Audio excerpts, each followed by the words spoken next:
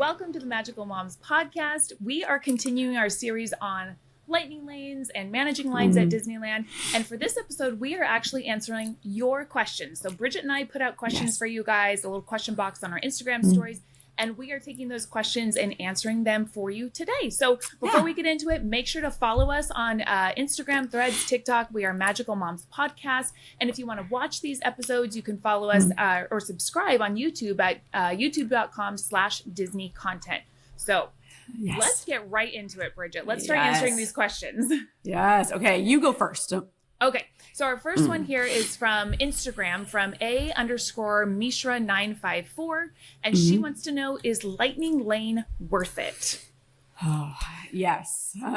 Yes. I think that it is. Yeah. And I think it depends on the perspective that you're coming from. You know, for you and I as a local, are we going to do it every time? Absolutely not. We do it on the special occasions, which I think would be similar to somebody that only comes once or twice a year. And I always do think worth it is a relative term.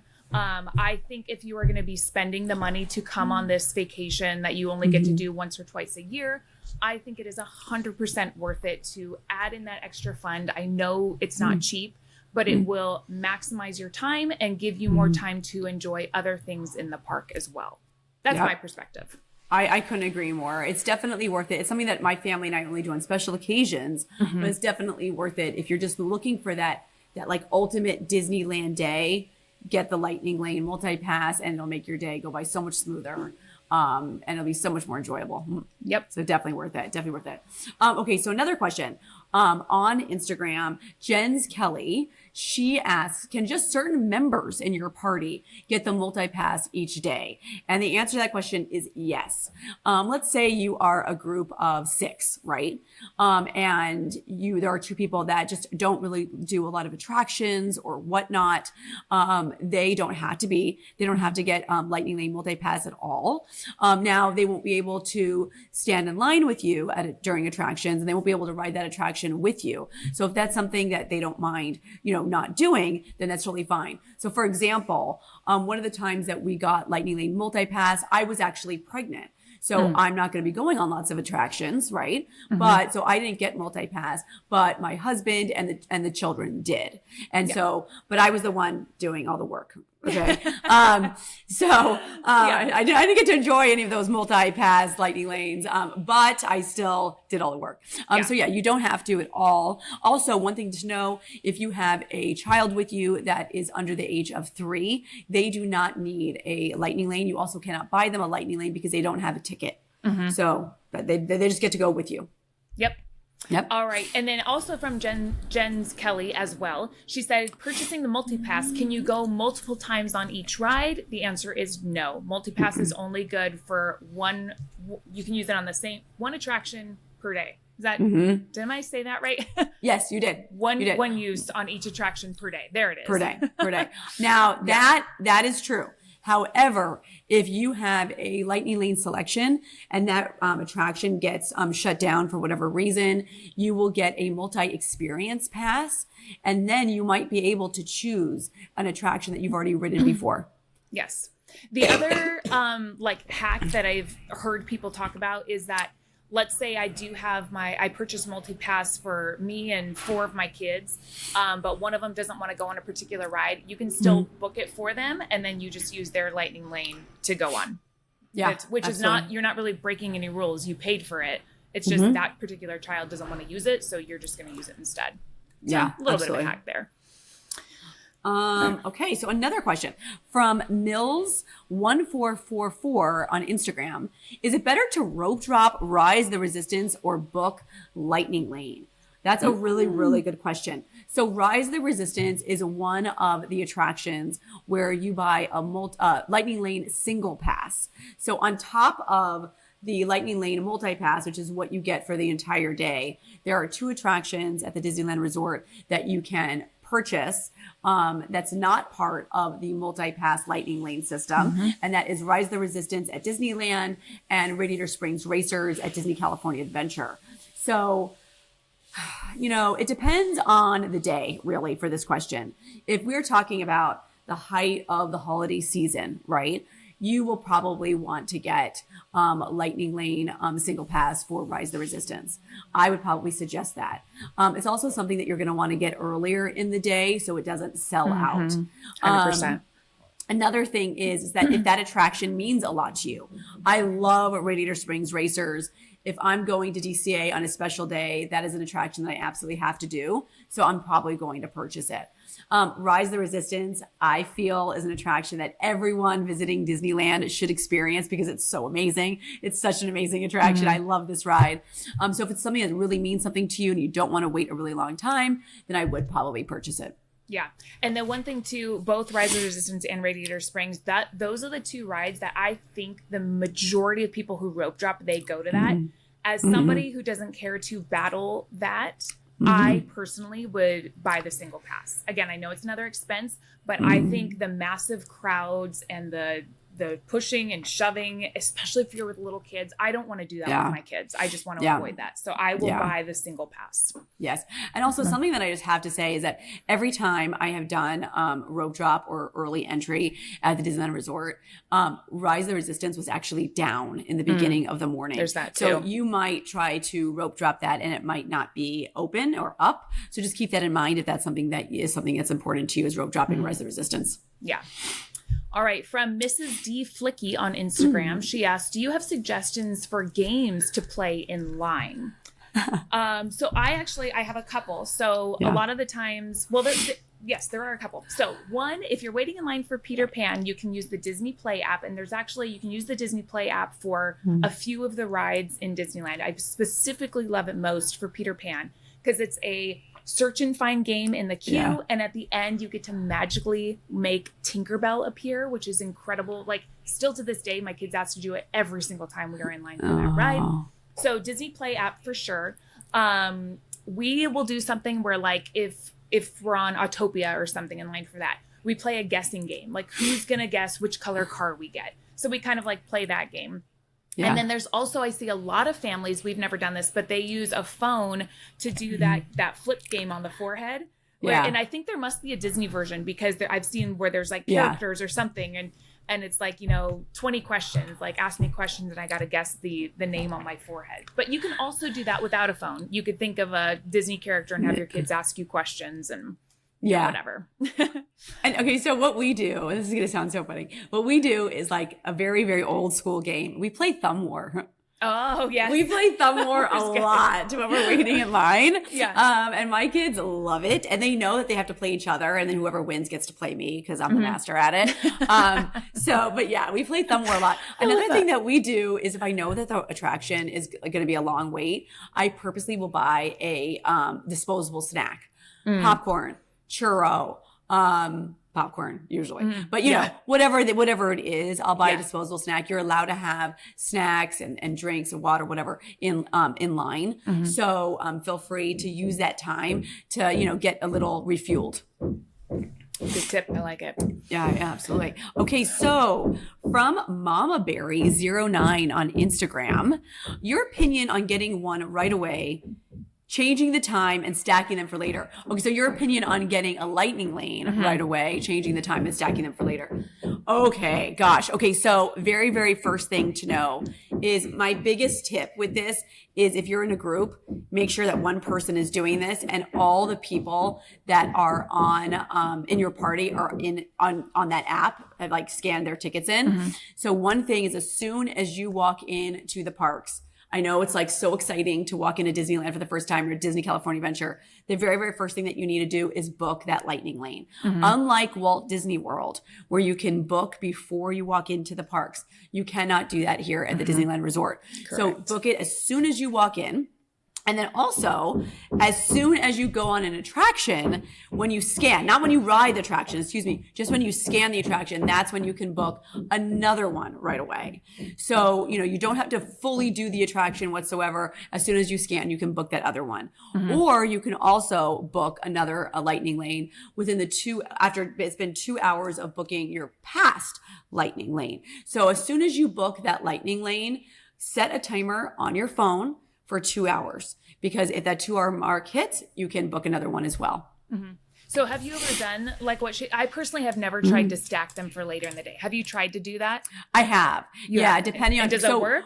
Yeah, so Like typically what I do is I'll stack it when I know that we have something going on in the middle of the day. If we have a lunch going on, if we're going to be waiting for a parade, right? Or if we're going to be, maybe going downtown Disney or whatever it may be, I'll make it so that, we are booking ones for 3:00. And then, 4:00 and 5:00. Okay. What's wonderful about the Disneyland Resort, and I tell this to a lot of people, is that Disneyland is very small. It's not like Walt Disney World. So if you book a lightning lane for, let's say, Space Mountain, and then you book another one, your next one is, let's just say, Big Thunder, right? Which is technically across the park. That's not that much of a walk. If you do that at Walt Disney World, you might have like a 20-minute walk, right? So at Disneyland, feel free to if you see it, and you like that attraction, book it. And then you will be able to stack it. Also, when an attraction does close down or temporarily closes down and you get that multi-pass experience, as much as it pains to, want to go on an attraction and it closed down temporarily, that's a plus for you. That's a good way to stack those, is by then being able to book one whenever you want. Very true. Very true. Yep. All right, from Kelly Fiesta on Instagram. She said, what to do if your toddler needs to use the restroom while you are in the ride line? Oh. So I have had this happen multiple times, as I'm sure you have too, Bridget. Yes. I think it very much depends on the people around you and the cast members working the ride. I personally have had very good experiences every time that I've had this issue. I have either asked the person in front of me or behind me, like, hey, I'm so sorry, my kid's got to go to the bathroom. Is it okay if I jump back in line when I get back? I've never had anybody say no. And also the cast members are really good about that. So you can let a cast member know, I'm so sorry. And they typically have a way to make magic happen. Yes. Yes. And, everyone understands, they see you with a toddler or a child, everyone's kind of been there in some way, shape or form. Right. So don't be embarrassed. There is, that's Disneyland. This is a wonderful experience for children, and children sometimes have to use the potty at very unfortunate times. So, don't feel bad or anything like that. Cast members have dealt with it before, and all the people in line, they'll be fine too. You'll be able to get back on the attraction line for sure. Yeah. And the other thing I do too, if I know a line is kind of long, I will make sure we all try to use the restroom before we get in that line to try and prevent that. Yes. And even if you ask, sometimes you'll still have to deal with it anyway. Yes. So it's just how it goes, Okay. Another person, Elena Geyer on Instagram, just saw a post saying that lightning lanes are now selling out in the morning for magic key holders. Please say it's not true. I'd love to say that it's not true. I know. I think I know the day that she was talking about. It wasn't that long ago. It can happen. I would say it's very, very rare. I mean, okay, so this just happened. Maybe it was 2 weeks ago. Prior to that, I don't think we've had this issue for. I don't know. You might be better on that information than I am. Yeah, it was a holiday weekend when this happened, and it was the entire weekend that this happened. And it's funny because it was actually the first weekend after the price increase for Lightning Lane Multi-Pass, which is pretty shocking, really. So how that works is that, ticket holders, people who buy an actual physical ticket, for Disneyland or DCA, they can add on, Lightning Lane Multi-Pass to that ticket, whereas Magic Key holders cannot. So we cannot get Lightning Lane until we walk into the park. Unfortunately, there's no real prediction of when this is going to happen. I would probably say though, during the holiday season, this might happen again. On the big holiday weekends, this might happen again. And then, it didn't even happen at all in the summertime. Not once, I don't believe. So, I would just kind of expect that it may happen, during the holiday season. Getting there early, of course, is key. Getting there early for Lightning Lane overall, just getting your money's worth is so key. If you're not going to get to the parks until 11 or 12, I probably wouldn't get Lightning Lane Multi-Pass unless there's one ride that you want to ride, or a couple of rides that you really, really want to go on, because you're not going to get your money's worth. And also a lot of those attractions will probably sell out by then. So getting there early is key. Yeah. And that actually rolls right into the next question we got from L Peabody 11 on Instagram. She said, what is the best Lightning Lane strategy and how do you maximize the number of rides? Which is pretty much exactly what you just said, is you need to get there early. Maybe not necessarily rope drop, although that is really helpful. But do not show up at 12, 1, 2 o'clock and expect to maximize your time, because a lot of times the bigger ones by that time have already sold out. So you could buy it at noon, but you can't get on Indiana Jones now because all those time slots are filled. So definitely, if you're going to maximize it, you do have to get there early. Yeah. And talking about strategy, one thing for strategy that I have learned using Lightning Lane is that when you see a time, so let's say Indiana Jones is your attraction that you want to do, but it's not until a little bit later. This is a strategy that I've done multiple times and it has worked for me. On the Disneyland app, if you see, let's say 2 o'clock, 4 o'clock, and 5 o'clock, let's just say, go out of the window and come back in. Do that, refresh it a couple of times, and that time might change. So if that's something that you need to get a little bit earlier, play around with the Disneyland app, and that actually may help you with your day. Also, another part of that strategy is that you can't do Disneyland's Lightning Lane. You can't use it if your phone's not working. You need to have a portable charger with you. Please bring that portable charger with you. Yes. I use the fuel rod. I love the fuel rod. I've purchased all the portable chargers, by the way, and I never bring them. I either forget them at home or I forget to charge them. So a fuel rod is my saving grace. I use it with everything. You can you can swap limitless times, in the parks. Use that. But yeah, if your phone's not charged, you're not gonna be able to use it. Yeah. But for Lightning Lane strategy, we also have this for our Patreon members. We have our tip sheet for Lightning Lane strategy, definitely getting there early, and then just really being on it when it comes to the time, making sure that you're not missing that 2-hour mark. Yep. Very good strategy. I like now, it. From Deborah578 on Instagram, what is the one line you will never wait in? I feel like we probably have the same answer. Yes. Well, the one line I will never wait in, this really doesn't have much to do with Lightning Lanes, is a food line. I won't wait in line for food, and neither do you. Get mobile order. That is something that while you're waiting for your Lightning Lane, you could be mobile ordering something, mobile ordering your food for the day, getting a treat while you're waiting. Definitely that's the one line I don't wait in, but you're probably going to talk about an attraction. I am. Yes. I'm going to talk about Radiator Springs Racers. Yes. I literally will never, ever, ever, ever wait in that line. To me, that is the most special ride to me. So to me, I'm like, well, it's worth it to either if I'm by myself, I was there yesterday by myself. I did single rider. I literally walked right on and skipped the 90-minute wait. Like, it is amazing. Or if my whole family is there, it's no questions asked. We are buying the single Lightning Lane for it. We do not. I don't know what it is. I just don't wait in that line. I will not.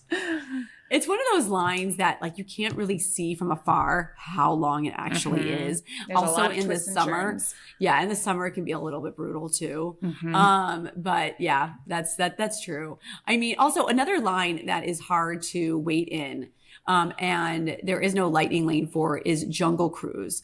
So Jungle Cruise is a line that you can't really tell how long it is from afar, but if you look up when you're walking past a Jungle Cruise, you'll see if there's people on the second level. If people on the second level, I probably wouldn't wait on that line. Sometimes it moves fast. Sometimes it moves fast. Yeah. But sometimes it moves really slow. The problem with Jungle Cruise queue is once you're on that second level, the queue is like this big. Yeah, it's really narrow. You are on top of people. That's the only thing I don't care for with the Jungle Cruise one. Yeah, that's a hard one. All right. From Steph Wools on Instagram, busy days with limited Lightning Lane offerings because rides shut down or Lightning Lane is not available.